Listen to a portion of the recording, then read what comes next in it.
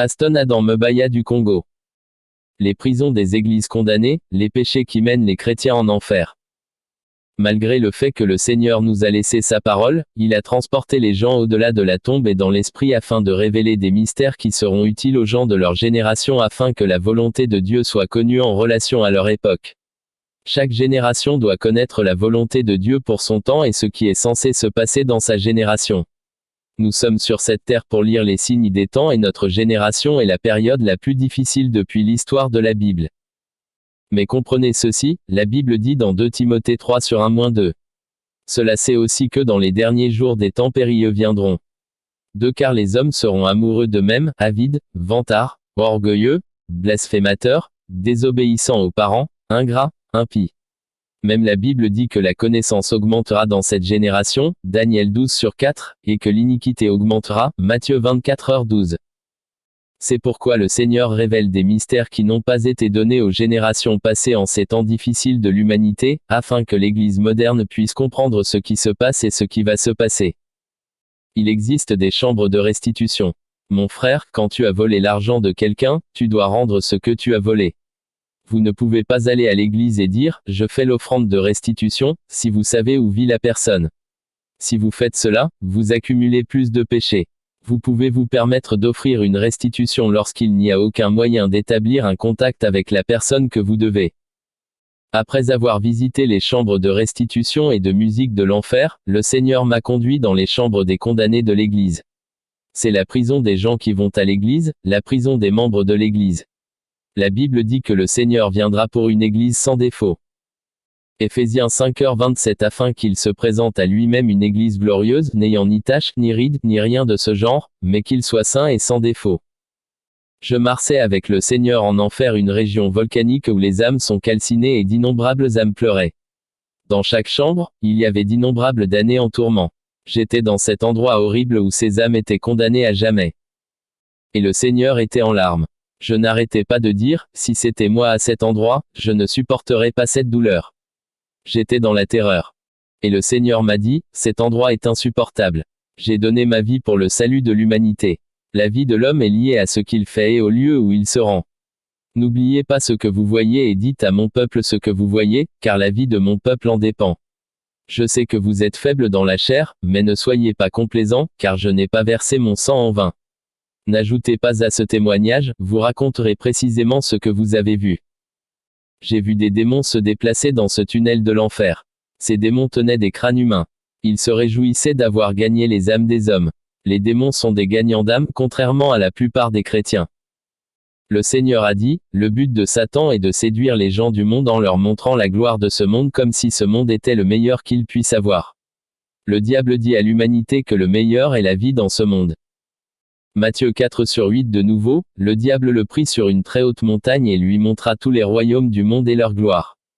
9 Et il lui dit, je te donnerai toutes ces choses si tu te prosternes et m'adores. Dans ce tunnel, il y avait une mauvaise odeur.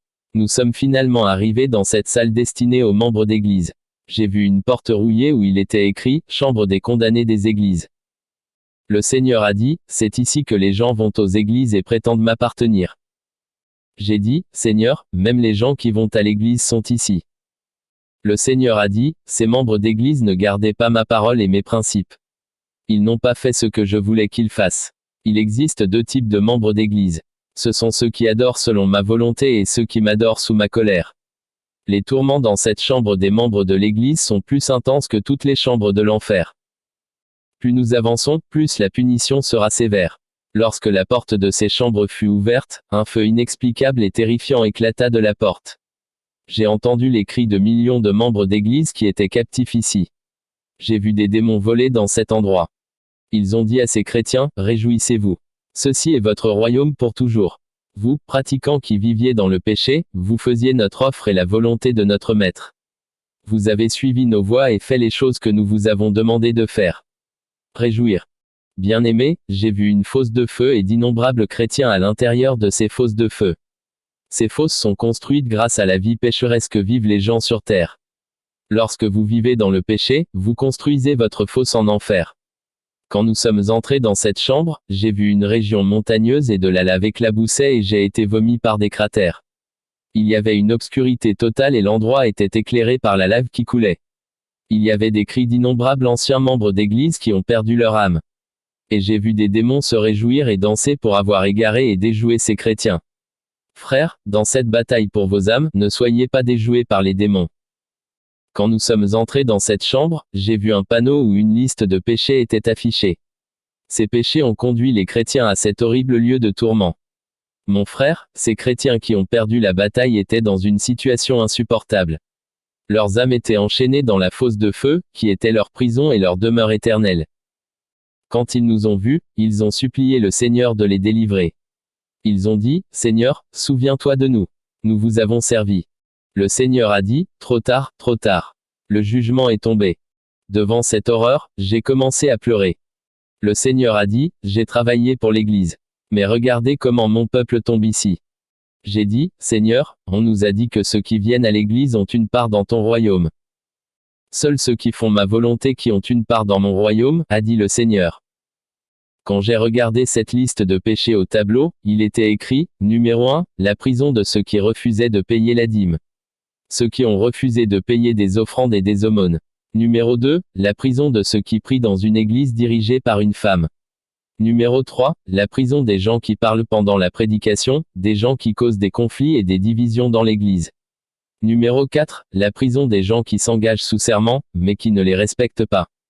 Numéro 5, la prison du peuple de Dieu qui est venu à l'église mais qui n'a pas réussi à se convertir. Numéro 6, la prison du peuple de Dieu qui est venu à l'église et qui s'est repenti. Ils sont nés de nouveau, mais ils ont rétrogradé, abandonnant leur premier amour. Après avoir lu le tableau autour de la porte, nous avons vu à l'horizon, un prince des démons assis sur son trône. Il citait des passages de la Bible et disait aux maudits âmes, la parole de Dieu vous a été donnée, mais vous n'avez pas gardé la parole de Dieu. Vous priez, mais vous n'avez pas fait la volonté de votre maître. Vous étiez membre d'église, mais vous critiquiez vos dirigeants. Beaucoup de gens vont à l'église, mais ils n'ont pas réussi à changer leur façon de marcher dans le monde. Venir à l'église est une chose et se convertir en est une autre. Venir à l'église ne signifie pas que vous êtes un enfant de Dieu. La conversion est la transformation du cœur de la personne qui quitte un état vers un autre. C'est une situation où l'homme a abandonné ses mauvaises voies pour marcher personnellement avec le Seigneur.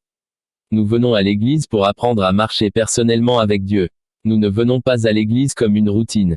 Même si l'église est fermée, le vrai chrétien continue de marcher avec Dieu. Les chrétiens qui sont dans ces chambres de l'enfer fréquentent l'église et ne donnent pas complètement leur vie au Seigneur. Beaucoup viennent à l'église, mais ils ne donnent pas complètement leur vie au Seigneur. Pourtant, ils entendent la parole de Dieu mais ils n'ont pas cherché la transformation de leur cœur que nous appelons la conversion.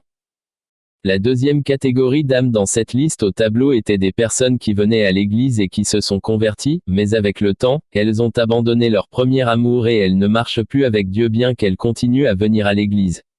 L'église est pleine de pratiquants qui sont en fait éloignés de Dieu. Ils viennent à l'église, mais ils ne marchent pas avec Dieu. Ils marchent à leur manière.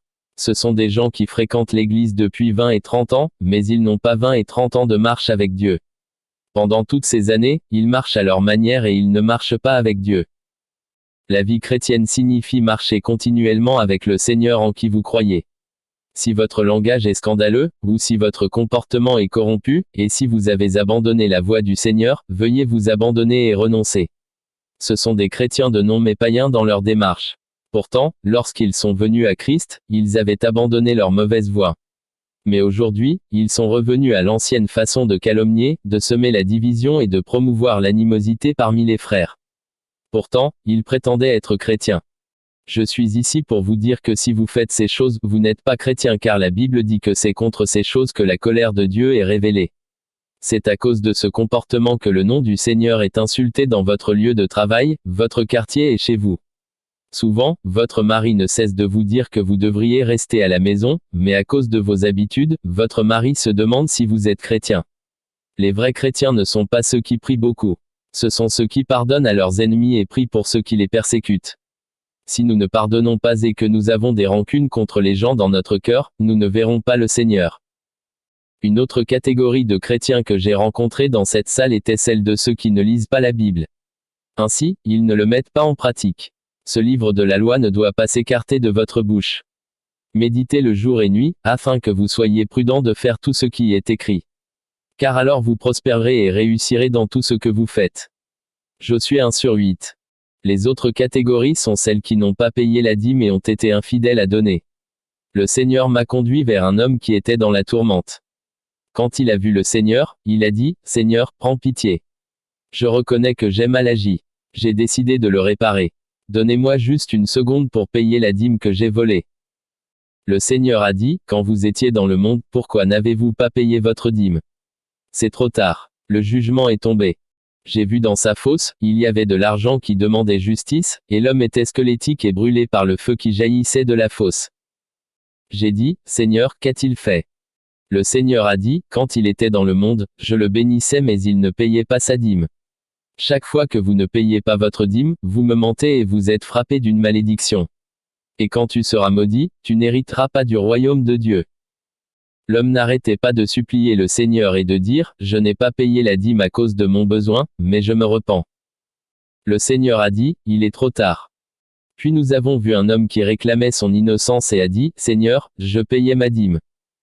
Le Seigneur a dit, je ne reconnais jamais vos dîmes. À ce moment, j'ai vu un démon qui était une ombre.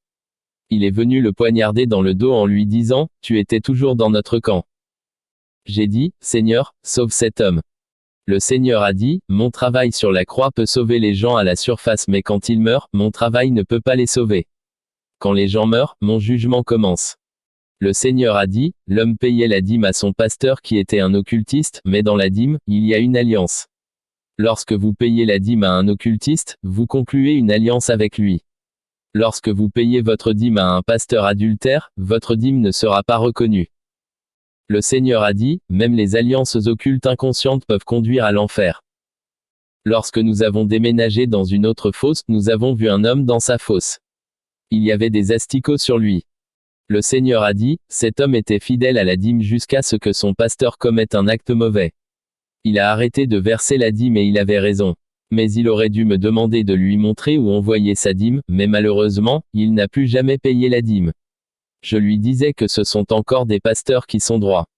Il devrait me payer ce qu'il me devait de son vivant. Il a refusé le mode de vie et s'est condamné. Je mets avant toi la vie et la mort. La quatrième catégorie est celle de ceux qui critiquent le pasteur et combattent le ministère. Les cinquièmes sont ceux qui se sont mal vêtus dans l'église.